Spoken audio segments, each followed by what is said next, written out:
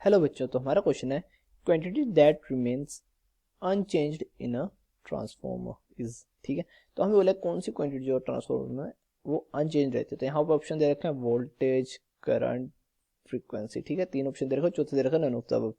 तो अब देखते हैं यहाँ पे कौन सी क्वांटिटी अनचेंज रहती है। अब देखो यहाँ पे अगर V1 वोल्टेज जो है वो प्राइमरी कॉइल में हो और V2 अगर सेकेंडरी में हो, अगर V1 की वैल्यू ठीक है ग्रेटर देन है V2 से, ठीक है, तो हम क्या बोलते हैं कि वो है स्टेप डाउन।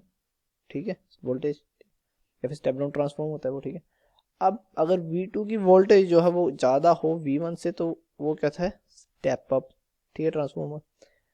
अब देखो हमें पता है कि V1 I1 is equal to V2 I2। अब यहाँ देखो, यहाँ पे वोल्टेज की वैल्यू चेंज हो रही है। ठीक है, अगर वोल्टेज चेंज हो रहा है हमारा, तो जो करंट है वो भी क्या होगा, वो भी चेंज होगा। ठीक है, तो अब ए और बी ऑप्शन तो हमारे हो नहीं सकते क्योंकि इन दोनों की वैल्यू क्या है, चेंज हो रही है।